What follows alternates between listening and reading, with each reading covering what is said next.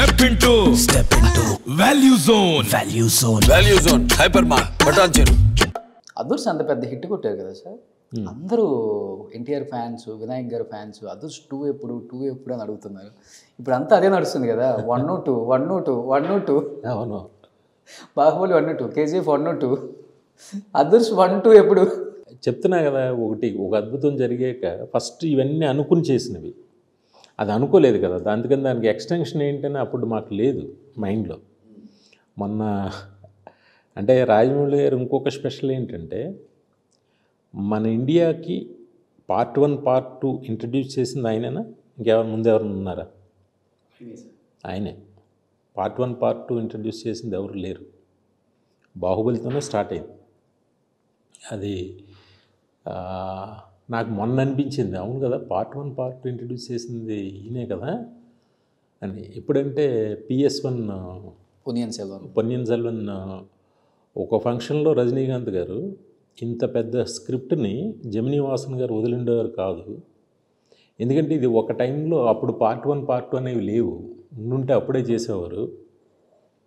ఈ సినిమా ఇప్పటివరకు చేయలేకపోవడానికి కారణం పార్ట్ 1 పార్ట్ 2 అనే సిస్టమ్ లేకపోవడం అని చెప్పి.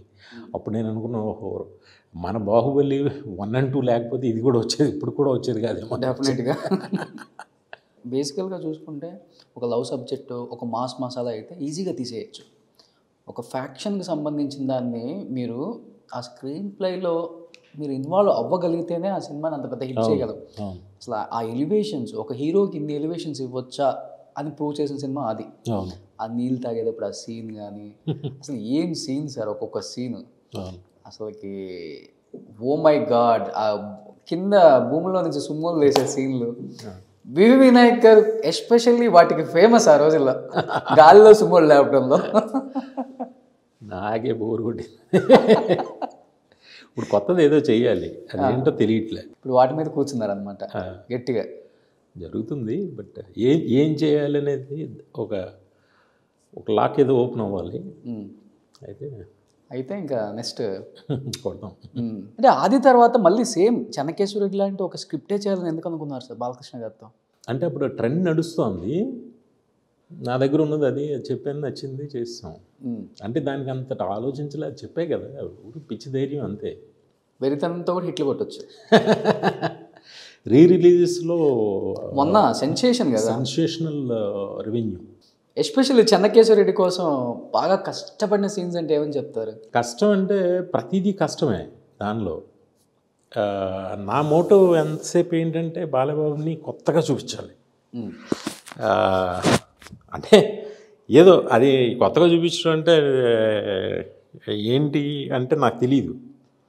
బట్ ఎలివేషన్స్లో ఏదో ఒక గ్రాండ్నెస్, ఆ పెద్ద క్యారెక్టర్, ఇవన్నీ చూపించాలనే దీని తపనలోనే ఉండిపోయాయి బాగా. ఇంకోటి ఏంటంటే, ఏమో కష్టమే ఉంది, ఆ రోజు పని చేసుకుంటూ వెళ్ళిపోయాం అంతే. మాకు తెలియదు అసలు, కష్టం అంటే తెలియదు, అది పని చేసేయాలి అంతే. మనకి హిట్ అంటే తెలుసు అంతే. అంటే ఫస్ట్ సినిమా కొడుకుతో, సెకండ్ సినిమా బాబాయ్తో, సేమ్ మళ్ళీ అదే ఫ్యాక్షనిజం. డైలాగ్ డిక్షన్లో బాబాయ్ అల్టిమేటా లేకపోతే అబ్బాయి అల్టిమేటా? అలాగే పోల్చకూడదు. ఇప్పుడు ఫస్ట్ ఆఫ్ ఆల్ ఒక ఆర్టిస్ట్కి ఒక ఆర్టిస్ట్ని అసలు పోల్చకూడదు. ఆయనది ఒక స్టైల్, ఈ తిందొక స్టైల్, ఎవరికి వాళ్ళదే ఇద్దరిదే నచ్చుద్ది అంతే. ఇన్వాల్వ్మెంట్ అయితే మాత్రం సేమ్ ఇన్వాల్వ్మెంట్, ఇద్దరు కూడా ఆ నటన అనేది వాళ్ళ దైవంగా తీసుకుని ఇచ్చేస్తాం. సినిమా చూసి సినిమా ప్రభావం జనం మీద ఎంత పడిద్దో. బ్రాండింగ్ ఫ్రీ అయిపోయింది మీ వల్ల, పొందూరు ఖద్దర్ అనేది. కనపడినోడు పడ్డోడు వైట్లోనే కనపడ్డాడు కొన్నాళ్ళు. అదేంద్రా అంటే వినాయక్ గారి సినిమాలో కొన్నాను చూసాం, పొందూరు ఖద్దర్ బాగుంటుంది. సార్ అంటే మీరు అన్నారు ఒక మాట, నేను అంతవరకు తీసింది ఒక ఎత్తు, చిరంజీవి గారి దగ్గరికి వచ్చినప్పుడు ఒక ఎత్తు అని. ఏంటి ఎస్పెషల్లీ చిరంజీవి గారి కన్నా ముందు బాలకృష్ణ గారిని టేకప్ చేశారు, బట్ మీకు ఎక్కడ అది అనిపించలేదు, ఏదో మొండితనం అంతే. చిరంజీవి గారి దగ్గరికి వచ్చేసరికి ఎందుకు ఆ భయం అదంతా ఎందుకు రావాల్సి వచ్చింది అసలుకి? అంటే ఫస్ట్ ఆఫ్ ఆల్ చిరంజీవి గారు మైండ్లో చాలా బలంగా ఆయన ఏంటంటే చాలా పెద్ద రేట్లకు అమ్ముతారు ఈ సినిమాని. అప్పుడు అందరూ బ్రేక్ ఈవెన్ అవ్వాలి.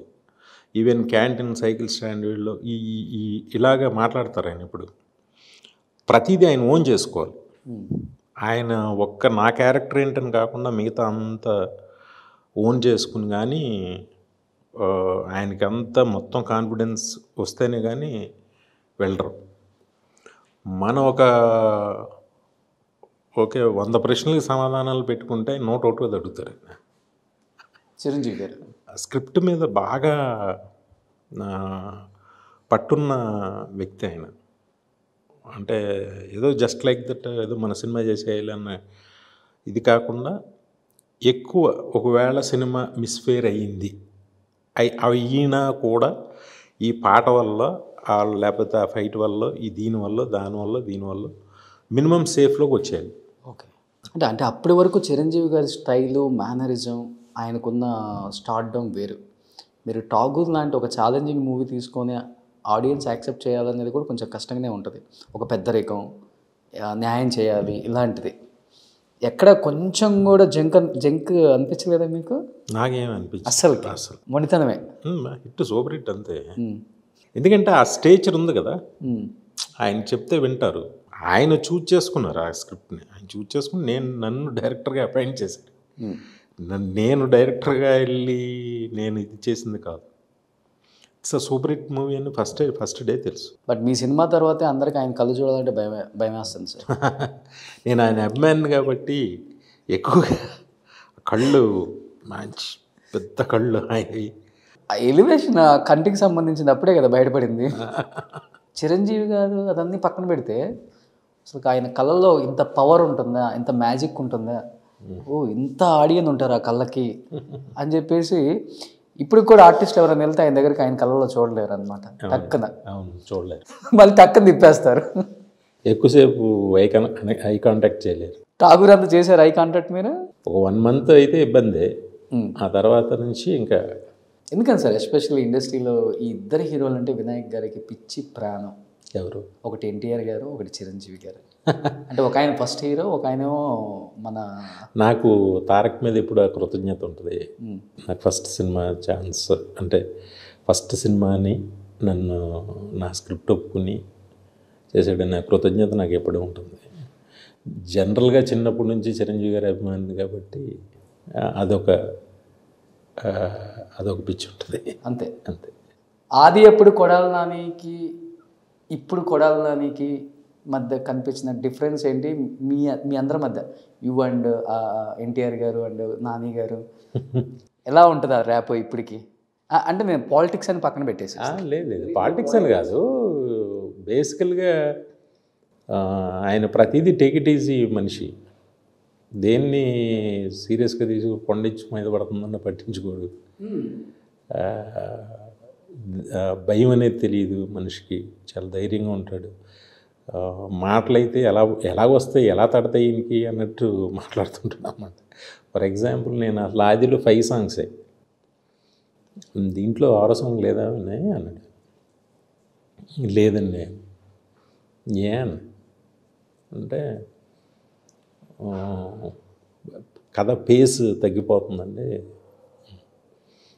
నరసింహనాయుడులో 6 ఉంటాయిగా, ఏం తగ్గలేదుగా పేస్ అన్నాడు. దానికి ఏం చెప్తాం సమాధానం?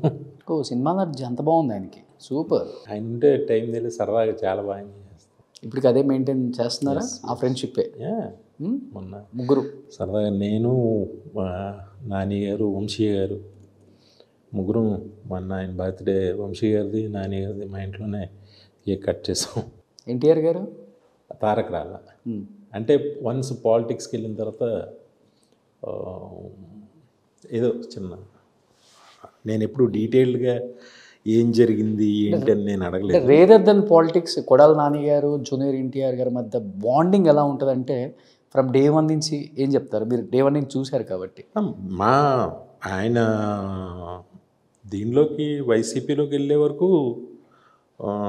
చాలా ఇద్దరు కలిసి చాలా చాలా చక్కగా ఉండేది.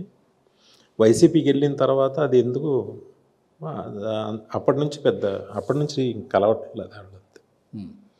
అది పార్టీలు, ఫ్యామిలీలు ఇవన్నీ ఉంటాయి కదా. ఆ ఒక్కటే, వేరే ఇంకా ఏముంటాయి. ఎక్స్పెక్ట్ చేయొచ్చా? మళ్ళీ కొడాలి నాని గారు ప్రొడ్యూసర్, వినాయక్ గారు డైరెక్టర్, ఎన్టీఆర్ గారు హీరోగా ఏమన్నా? ఇది జరుగుద్ది ఇది జరగదు అంటాను అన్నా ఎవరికైనా తెలుసా ఏంటి? ఏదైనా జరుగుద్ది. చూడబోతాం అయితే. ఏమో తెలియదు, రేపు ఏంటో మనకేం తెలుసు.